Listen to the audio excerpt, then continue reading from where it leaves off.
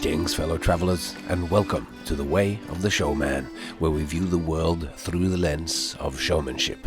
I am Captain Frodo, and I will be your gracious host and guide along this leg of the way. And today we're going to continue on talking about attention, a very fundamental aspect of how we relate to the world. And as I'm recording this, I am in Kristiansand, in a town in the very south of Norway. I am performing in a show called Circus Jesper, which is a beautiful show that I performed at last year as well. A mix of theater, song, and circus acts. And have some very strong and good feelings about this gig, as this was the first season of shows that I did after the pandemic had passed. Well, actually, it had not passed. Last year we had a max capacity of 200 people, and the actual capacity of the tent is 350. And yesterday we opened the show, did our premiere, and we had 350 people, and it was what an amazing experience that was. To kind of feel like this is what it's like when you do this show for a full tent of families. Very exciting. I'm staying in a caravan, and I am once again recording this episode inside a caravan in what we call the Circus Valley. There's a little beautiful valley here where there's a beautiful cliff that I get to sit and look at in the morning, where the nature and the trees and the brackens and all the different tiny little birds that I remember from last year. I sit there and I do my morning thinking, listening to some talk or other, taking notes on whatever future project that I'm working on, which I'm working on a kind of talk about creativity centered around with the idea that maybe I could market myself a little bit more to there's always a market for people who do talks, kind of infotainment. I have a friend who's a mentalist who do this kind of stuff. I mean, it's both entertaining, but it also has some content. And I was just talking to someone from like the county or whatever, a county that wanted to hire me, and it's hard to book just an entertainer for a kind of corporate events. Then it's fine, of course, but when you're booking it for something that's serious or whatever, then it needs and something else than just an entertainment value. So I thought, okay, creativity, that's something that I know, and the long and peculiar creation process that went into creating my tennis racket act, that could serve as the perfect kind of picture to explore what creativity and what the creative process of creation actually is, and what are the steps that we would go through to get more creative ourselves, or how the company can get more creative or whatever. But the only thing that I'm really an expert on is myself and my own process. So by bringing it back to that and say, oh yeah, this might look to you like a coincidence, but this was set up like this or whatever. So that's what I'm working on. I'm sitting there looking at this beautiful cliff face, and how the nature has found its way and life has found its way into every crack and crevice of it, and it's filled with little insects and birds that are so small that when they're sitting on one of those puffball dandelions, the whole thing is swaying, but it's still even the dandelion is sort of strong enough to hold it while it sits there and picks insects off the bobbing head of the puffball dandelion. It's very nice. Sitting outside my caravan with my little dog in the sunshine. It's a good life, and I am peculiarly satisfied in this kind of condition, and perhaps even more so because this really was a beautiful ray of sunshine in the darkness of the pandemic last year, working together with tremendous circus people. So, enough about me, and more about attention and how fundamental that is to the process of showmanship, which we all know and love. Without further ado, let's move on.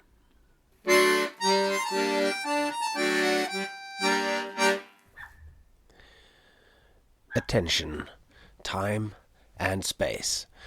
Now, what we're going to talk about today will be a bit more philosophical and abstract in tone than some of the episodes. But don't worry, it's all going somewhere good and down to earth.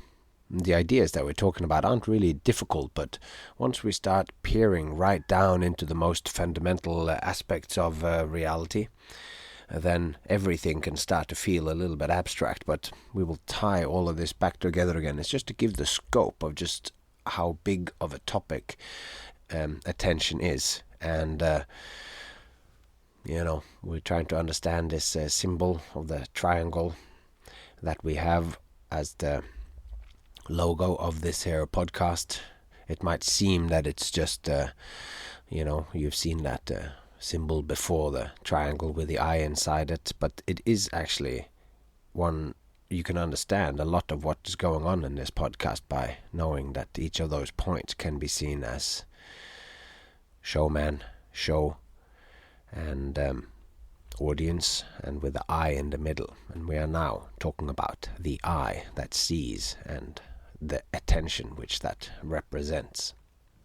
And as you can hear, there is a little dog barking outside. I would just like, for the record, to say that dog is not mine. It's the dog of the Ukrainian acrobats who live right next door. They have a dog which, for inexplicable reasons, comes and stands 2 or 3 meters away from the caravan and just barks incessantly. So I've closed all the windows, so hopefully it'll forget that I am in here and go and bark somewhere else and do its job, whatever it thinks. I guess it's probably meaningful for that little dog. It's a little Chihuahua breed mix thing. It's beautiful. Anyway, so let's get back to the matters at hand, because as we take in the world through our eyes, we see objects in space around us. There are chairs, trees, swimming pools, and people, and all the things and their actions, the running, swimming, singing, and lovemaking exists and takes place in space. Space appears to me as an expanse where things are. When I'm looking around, I'm going, yeah, here's some space, and in this space there are some things. This one's over here, and that one's over there. Things in space are all in some kind of relation to each other. I can give my friend directions to my favorite ice cream store by telling her which part of town it is in, which street intersection it's near, or by giving its street address for them to find it on a map, which again is a piece of paper or an app which pictures the relations of places in space. The simple point that I'm making is that we intuitively know that not all things in space are in the same location. In fact, 2 things can't occupy the same location. If I'm standing somewhere, that spot is taken. Don't come into that spot. No one else can stand exactly where I am standing. Maybe a border case here could be, if someone who's pregnant is standing somewhere, then the baby maybe is in a certain sense also occupying that space, but I don't think we need to unpack that any further. So when I tell my friend, tell her about the ice cream store, then a very frequently asked question might be, how long does it take to walk there? Maybe it's 7 blocks away, so if you know roughly how big the city blocks are, you might get an idea of how long it will take to walk. It takes time to go from one place to another place. And if you're only going from the living room to the toilet, it still takes some time. To get from one place to the next takes time. And time can, in one sense, feel like an abstraction. It is not something that you can touch, yet it's implicated in every aspect of life. Time flies when you're having fun. You're running out of time. It's going to take a long time to get there. Or you don't spend enough time with someone. The craft of showmanship unfolds in time. Shows have duration and they happen rather than is. And what we ultimately do as showfolk is that we are given attention for a period of time. So ultimately what we do when the audience gives us attention for a period of time is that we can modulate and manipulate and create anything which can happen, it's like all of our material is actually there to manipulate and interact with the attention given to us over a certain period of time. So when we describe a tree, there is a sense of time implied in its very being. The tree was not always huge and majestic as it is in the moment. At one point it might have been an acorn, at least if it now is an oak. And the process of growth happens in time. Life, or even all of existence, is a continually dynamic and unfolding process. Everything else is breaking this hold, this flow into bits. It's an unfolding process, and when you say, well, this tree here is something in particular, then we have broken the hold into this bit, whilst it's of course connected through every other, through time and space and everything between. So all things that exist are subject to change. Atoms are in constant vibration. There is movement and change all the way down and back up again. Anything alive is born or comes into existence, then it lives, and then it dies or ceases to exist in that form. Even mountains come into existence and then grow to eventually wither away. And on a practical sort of everyday level, if you describe something to someone, it needs to be placed in both time and space. It happened, or will happen, at a particular place at a particular time. This is not always as easy as you might think. In my career, I have more than once had posters or flyers printed to advertise a show that I was putting on, only to realize upon receiving them from the printer that I'd forgotten to include details about time or space. One time I forgot to include the date my show was going to happen. Another time I forgot to write where the show was. I had included the festival the show was a part of, but since there was 19 different venues spread out all over town, this wasn't really enough to guide my audience to the appropriate space at the appropriate time. I solved it by printing stickers with venue information and laboriously stick it onto every poster, costing me a whole lot more time. If someone came up to you and they said, oh, there had been an accident, and then when you asked when it happened, they said, oh, it didn't happen at any time.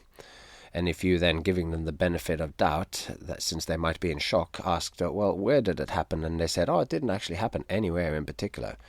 Then you would probably think that they were on a far end of the sanity spectrum, or that they might be under the influence of psychedelic drugs.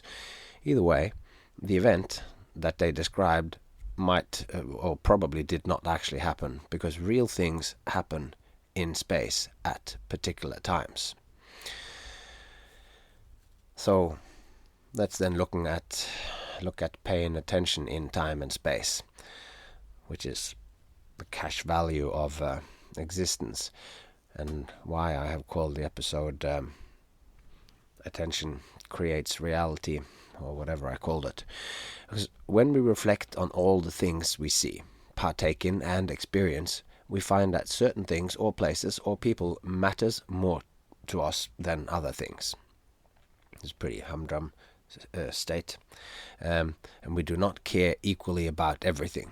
Certain things are more relevant to us than others. You might care a lot about your children or a significant other. You care about that special place that you went on a holiday, or a certain picture or a piece of music, whilst strangers and random places are simply that, another person or another place of little or no relevance to us. Just in general, the things which matters most to us aren't really things at all. They are processes. Our relationships to our family or friends, our health, and our careers are all processes. It's all relationships. It's not about the thing in itself. It's about relationships. And processes unfold in time, and time is an important part of what makes us care about something. We care more about the people we have spent a lot of time with than those we've never met. That goes even for characters in TV shows or in books, and by the time we've read the first 4 books about Harry Potter or Game of Thrones or The Handmaid's Tale, then we care about those characters. Which writing this made me think of this meme that I saw. And it's just it's drawing of a stick figure. This is little Henry. He is a concept created by you as you're reading this, or in this case, as you're listening to this. And when you stop reading, when you stop listening to me tell you about Henry, then Henry ceases to exist. Your attention is the thin barrier between Henry and the void. I'm scared, says Henry. So we start to care about these things and we can't quite help it, even if it's just a stick figure and you just invent this concept. Yet, time is not the only thing which determines how important something is to us. You might spend a lot of time with people you work with, yet this does not immediately equate with a good relationship, or to them being particularly important to you. Maybe you're in prison, or maybe you're on an intercontinental flight. Proximity in space over a duration of time is not enough. If your favorite TV show is playing on a TV, but you're busy assembling a shelf from IKEA, then your appreciation of the show diminishes. You can't take it in. It's not just enough that the show was on in the background whilst you were in the room. Your inattention impacts this relationship. The way you pay attention makes all the difference. Your enjoyment and the foundation of your relationship to the TV show or to friends or loved ones is directly related to the kind of attention that you pay. For your relations matter, and for them to grow, you need to pay proper attention. Your relationship to your child, or your parent for that matter, will not grow and deepen if you're not paying proper attention. Thinking about work or scrolling on your phone is not that right kind of attention. And becoming friends or growing your relationship to your loved ones needs attention to go both ways. A relationship is a dialogue, a conversation, so it dies or peters out if both parties aren't paying attention. The dialogue is something that's created by the shared attention on the topic of conversation, or if we're looking at the dialogue in a wider kind of way of give and take, physical or emotionally or whatever. It happens in between the two parties, and without the attention there is no dialogue, thus there can be no growth in the relationship. A conversation is as much about listening as about speaking, and you must pay attention not just when you're speaking. And it's just astounding how many times you see people having gone through the effort of getting together to have lunch or some gathering like it, and then they proceed to spend lots of the time actually looking at their phones. They are in a space together at the same time, but they're squandering this unique opportunity of being together by having their attention somewhere else. And I'm as guilty as anyone when it comes to this. And it makes me think of a sign I saw in a zoo one time in Australia, and the sign simply said, "Don't miss the experience. Don't miss the experience." And underneath it there was another sign that had some times for when you could see a bird of prey display. But I was just struck by that top sign as if it was some sort of Zen koan administered directly to me by my master, and it shook me to my core, and I took a picture of it. And it was maybe because I was on my phone, and when I looked up and saw that sign, then it was like a slap by the master with a bamboo stick. Don't miss the experience. And maybe I'll make an app that dings to remind people, because it's so easy to miss the experience. So maybe not. But if you don't pay attention to whatever you're doing, you might as well not do it. The very thing which makes something meaningful is the attention that you pay. How much something matters to you and the amount of enjoyment that you get from it, or the relationship you develop with someone, to someone, the relationship that you have with someone, The pleasure that you take from that or from anything is a direct product of the attention that you invest in it. The more attention you give something, the more it matters for you. And this is the definition of what matters to you. The real pleasure that you get from an object like a painting doesn't reside in the painting itself, as we've said ad nauseum here. It comes alive in the process of paying attention to it. The more you like paying attention to something, the more you actually like that thing or that relationship. With this in mind, it becomes clear that the most important thing is not just to be present at your child's birthday party or your friend's performance, but that you pay attention whilst you're doing it, whilst you're there. How often do we not fall short on this?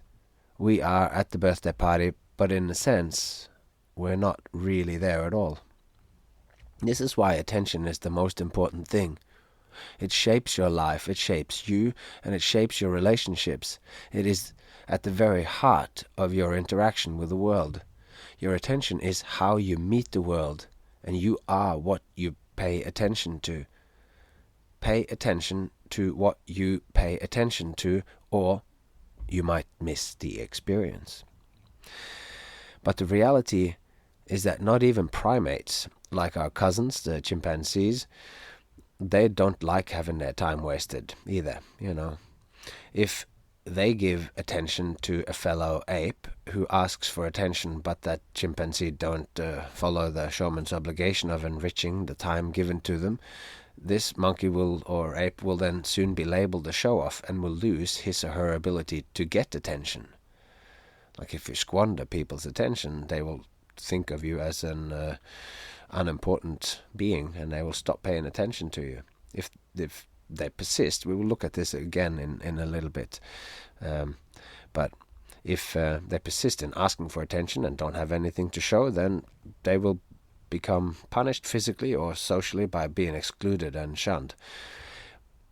So the rules of showmanship and attention have been developing for longer than we have been humans. There is a constant interplay. That's my point about the primates, and we will look more into the primate and showmanship in a bit. And there is a constant sort of interplay between the tribe and the individual, or the audience and the showman, and this goes back to Paleolithic times or beyond. And natural selection, that's one of the mechanisms of how evolution works. Natural selection by the groups have shaped the showman and has shaped these tools of the showman's craft in the same way that peahens have, by choosing their mate or not choosing to mate with some peacock, they have shaped and brought the male peacock's tail into existence. And the reason the peacock has such a cumbersome but impressive tail is that the peahen liked it. So the attention that they paid to it has had real-world consequences in actually shaping the physiology of the male peacock. So, given this enormous importance of attention in understanding the way of the showman and how it connects a showman to his audience, and a man to the show, and a man to the world, and in every which way you look at it, so let's have a look at some different further qualities of attention. Because getting someone's attention can be as easy as screaming in a quiet room, crying wolf, or just roll around on the ground like a crazy person and poke someone. If you poke someone, then you'll most likely catch people's attention by doing these things. But this kind of attention getting is a kind of reflex. If there's a loud bang next to you or a deep rumbling growl near you, you will snap into attention. Your head will turn towards it and it might raise your heart rate. It triggers a fight and flight response. It can give you a full jump scare that sends a powerful physical jolt through your body. Like my wife laughs at me because whenever I get one of these scares that jolts me into attention, I seemingly by reflex go into something like a faux kung fu chop stance. And I find this probably a pretty good response, even though my kung fu skills would hardly deter a 5-year-old, except for making them crumble to the floor in laughter at how ridiculous I look. But I whip my hands up in front of me. So yeah, it's I am at attention, but this kind of attention, it's easy to get, and it can be used in performances as a tool to get the audience to pay attention. Just fire a gun, pop a balloon and behind someone, and you. But this kind of attention grabbing is not the whole answer. You don't want your audience or anyone to be scared that you're going to set off a firecracker or all of a sudden jump out into the audience and attack someone. There are certain performances where this is good, of course, but if you have the right character for it, that might be a very fun game. But what I'm getting here is that once you have assured yourself that you have their attention, then you need to modulate the audience's attention so they don't get tired of you or whatever. So we'll look at that more, and we'll just morph this into talking about the morality of attention. What do you do with the attention? There's a responsibility with that. We've talked about this a little bit before, but start this little rant on with a quote from Tolkien, something that I have said several times on this podcast before, because either my ideas just maps on top of this thing, or my ideas are directly influenced by this. It's Frodo that's talking, and he's talking about the dark times that are brought on as Sauron's army raises havoc in Mordor, and the threat is coming onto the Shire. And Frodo says, "I wish it need not have happened in my time," said Frodo. "So do I," said Gandalf, "and so do all who live to see such times. But that is not for them to decide. All we have to decide is what to do with the time that is given us." That's what we can do. All that we can do is to decide what to do with the time that's given us. And what we as performers can do is to decide what to do with the time that's given to us and the attention that's given to us by the audience. Now, since the nature and the quality of the world that comes to me through my senses is shaped by what I find and what I grasp and understand, it makes attention a profoundly moral act. When we all attend to something, whatever it may be, the focus of attention becomes more real. Its significance and importance as a thing in the world is amplified by the attention, whatever it might be, is more firmly brought out from the multiplicity of potential experience available at any time. If an injustice or some glorious achievement is focused on by 1 million people at the same time, that event is different than if that event happened in complete obscurity. Attention changes the world, and it is a creative act, and if we are participants in the creation of the world, that comes with responsibility.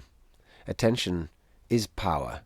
And attention, it has its own company, and it has its own economy, and companies and social media platforms have their best and brightest minds working on grabbing and holding our attention, but it's not just enough to get attention and to try and hold it for as much time as possible. Asking for and getting attention has this moral component, for there comes a responsibility with asking and getting the attention of others. What we do with the time and attention given to us really matters. What we choose to do with this time and attention given to us by audiences is something that any showman must consider, and it's the most important question. The question is, what you do, is what you do with the time and attention given to you, is that worthwhile? Are you enriching the audience's investment, which, as you remember, is the showman's obligation? I talked about that before. Giving your attention to someone is, in a sense, if I'm giving my attention to someone, it is in a sense a sacrifice. Like we are offering up the only thing which we are truly free to give, our time and attention.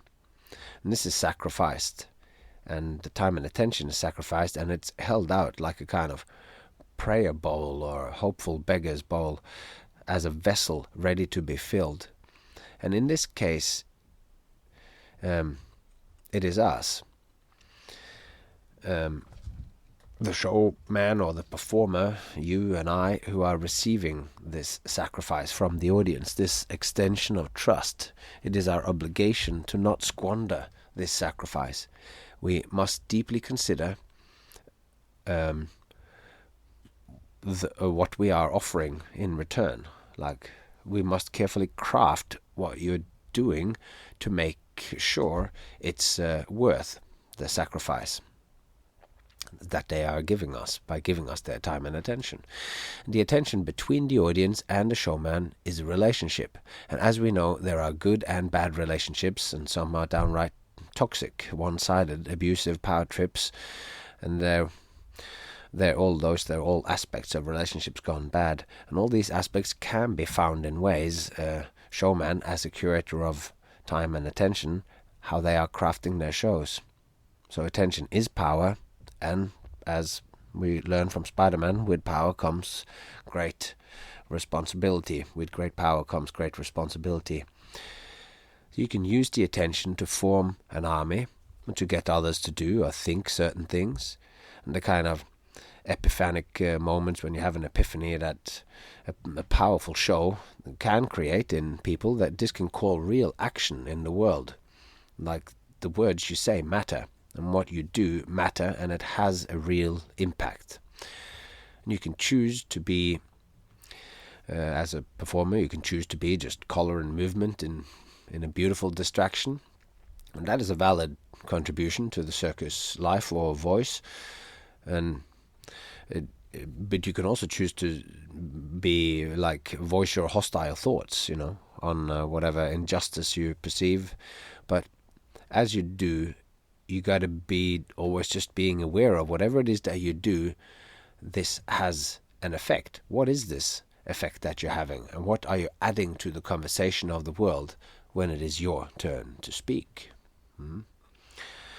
So now that's sort of touching on stuff that we've talked about before, but I thought it was important to sort of bring our attention back to it, so we keep this in our mind, of the power of what attention actually is.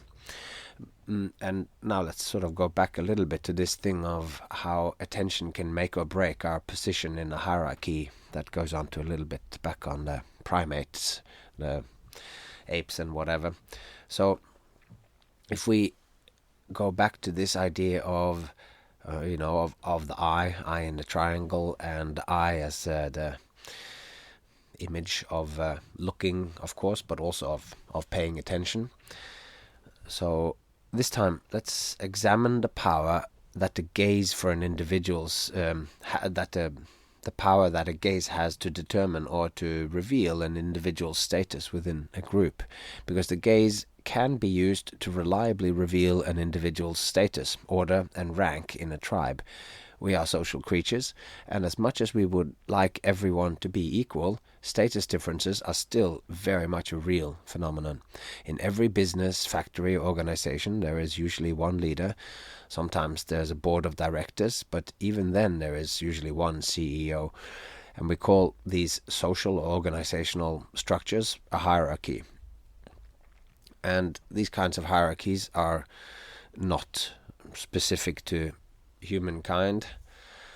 Someone was just saying it's like there's even a social hierarchy amongst lobsters. I can't remember where I heard that, but that might be so. But there certainly are social hierarchies in our primate relatives, monkeys and apes. And it turns out that the gaze, as in what you look at and the way you look at something, this is a strong indicator of the status order within the hierarchy. And we humans care about these hierarchical status structures more than most other things in the world. We love to listen to gossip and stories about others, who is getting it on with who, or who has lied, or who can't be trusted, or who has garnered favors with the more powerful and are climbing the social ladder. So gossip has this deep pull on us, and it really is, in so many ways, just comments that we make about the status of people within society. And in a group of chimpanzees, you can accurately work out the pecking order from leader down to the lowest status by paying attention to who's looking at who, how many times, and for how long. And in a chimpanzee troop, dominance can be predicted accurately by the amount of time that an individual is the object of attention. So particular important indicators is when more than one individual pays attention to a particular member of the group at the same time. This is, of course, that particular important indicators of status is when more than one individual pays attention to a particular member of the group at the same time. So this is describing the one facing the other way being looked at by many. So now we've got to pay attention, because this has to do with us.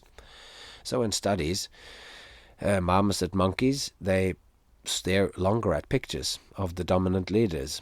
A subordinate chimpanzee will be constantly glancing over at the alpha male, always interested in what the leader is up to. Just as it's true that the lowest looks to the highest, they also pay attention to the other individuals, and the amount of looks are directly proportional to that individual's rank in the group. So if you want to know the pecking order of a chimpanzee group, you can just count and track who's looking at who, and the more the members of that troop pays attention to any individual, the higher up in the dominance hierarchy that individual is.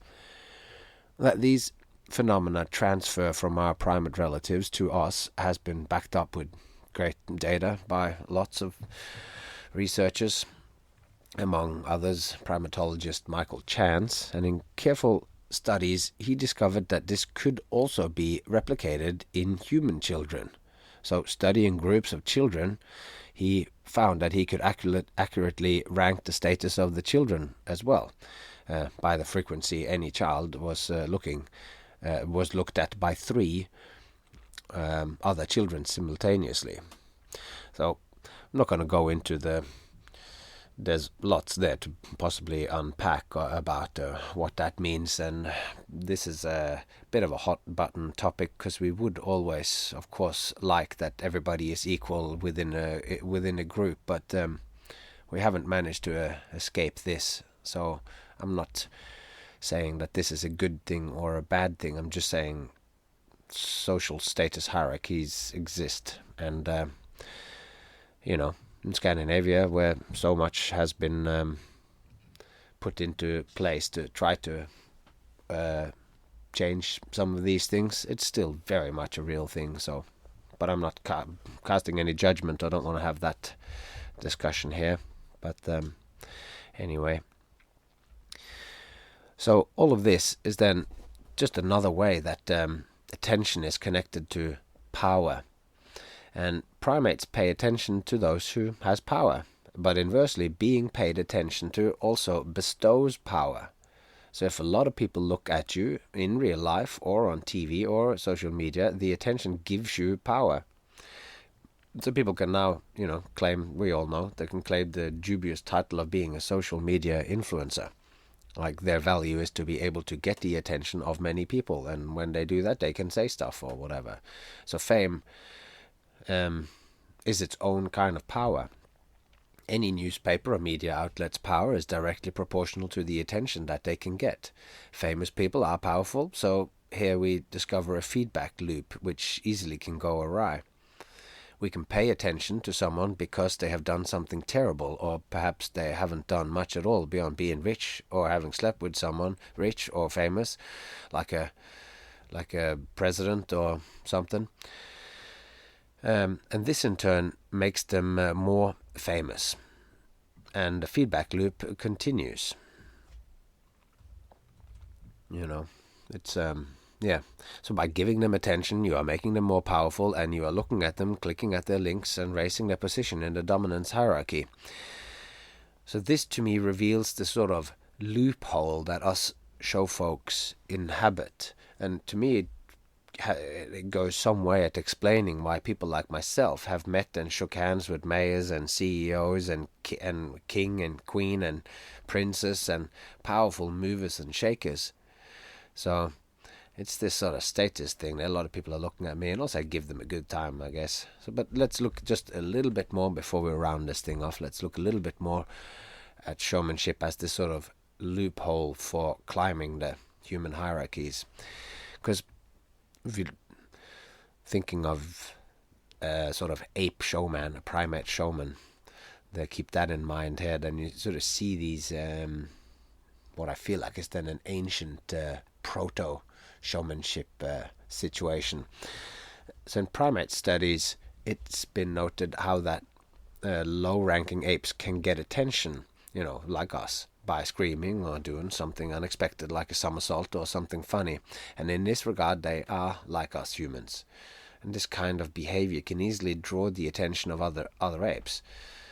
And with this attention, the show ape or showman, show ape, is temporarily given a stronger status, since, as we saw, the more eyes are on you, the higher you rank. So I guess I'm sort of repeating a little bit what we said before, but just this image to me from where I read it in this guy, what's his name, Boyd, that wrote a book called On the Origin of Stories. I just find this image so illuminating for when you look at it from the point of view of us. So just in principle, any ape can scream for attention, but the thing is that if the ape doesn't have anything to show the other apes worthy of the attention that he screamed for, the other apes loses interest quickly. And if he persists in this screaming for attention without having anything to show for it, if he can't modify the attention into something worthy of the attention that he grabbed, then the other monkeys or apes will not only lose interest in him, but the attention grab backfires and his status within the group lowers even further. So he is not just low status, but now he's like whatever, he's like a vacuous show-off. So he's low status and something that you will actively try to avoid paying attention to. He screams loudly but says nothing. And if he wastes his troops' time and attention, then they might lose what little respect they had for the individual, and from then they might begin to actively ignore him, and if he still persists, a more dominant individual might physically punish him, or in certain cases the whole troop might gang up and physically attack him. So, we're back to this. We're doing something unusual, like putting something on fire or climbing up onto something high, shouting, screaming, or starting up a power tool like a chainsaw. This will capture people's attention.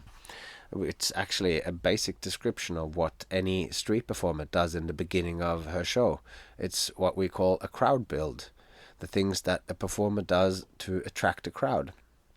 But from this example of how your status can go up or down or whatever, this we find an understanding of a section of the Illuminated Showman's Manifesto where it says, a showman shouts for attention but has something to show when he gets it. And the lesson in that, of like this being an unpacking of that little quote that we can find in the manifesto, the lesson is that there is a risk in asking for attention. Once you have the attention, you better be ready to do something good, something people like, because under the focused attention, you are being scrutinized. And in the point of interest, in the meeting point, when the crowd's eyes are upon you, there is potential for real change for good or change for the worse. Your status can rise or sink. And in many ways, we see in the example some possible deep roots for the sort of sociological origins of the showman, and also for the showman's obligation. Showmanship is a different way. It's a loophole ladder to social status that allows an individual who isn't the strongest, or who has not got the looks or the best way with the ladies, or is the one with the best ability to forge strong alliances. It can still afford them a chance to rise in the ranks by doing jokes and tricks, or manipulate the attention in ways that they like. If an individual chimpanzee or an individual human being has worked out the craft and understands of not only getting attention, but making those who pay attention to him feel like the fact that they let their attention be diverted towards them, that this was a positive experience, then that individual will find that the next time you ask for attention, they will give it again. More eyes on anyone alters that individual's status, and in this way a funny-looking or otherwise oddly talented individual can bypass the sometimes stringent rules of social status. It's how magicians, musicians, and entertainers find themselves dining with kings and queens and the powerful. It is also how their opinions about anything from diets to which watch to wear becomes interesting to the general public. So, with all of this, we see that the showman's history as a manipulator and refiner of attention and time, the time given to them, has a very deep history. Very deep history indeed. And there we come to the end of another exciting exploration of attention. Perhaps you have never paid this much attention or given that much attention or thought to attention before. It's certainly a very, very rich field for exploration, and you can actively explore it by getting into some mindfulness. Guided mindfulness meditation. There's some very, very interesting stuff to discover there, even in the first few sessions that I had, as I described, where I was using an app, the Waking Up app. I find it very, very interesting, and that I learned a lot of. It feels always when you're gonna expand yourself, you need to go in directions that you haven't gone in before, and me doing that meditation changed not just my idea of what attention was, but also my idea of what meditation actually was.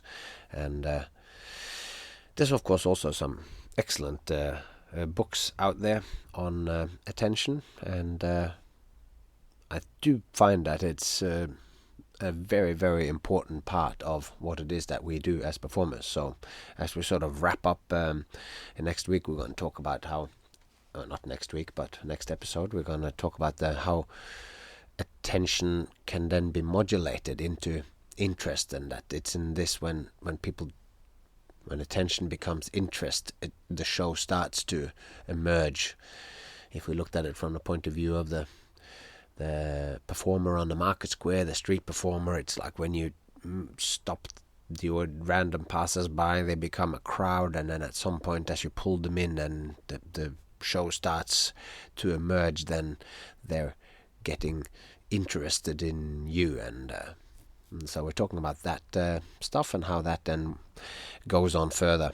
But that's enough about what comes next. For now, I would just like to ask you, as I always do, to leave us a good review, or to post something about us here on the Way of the Showman on your social media.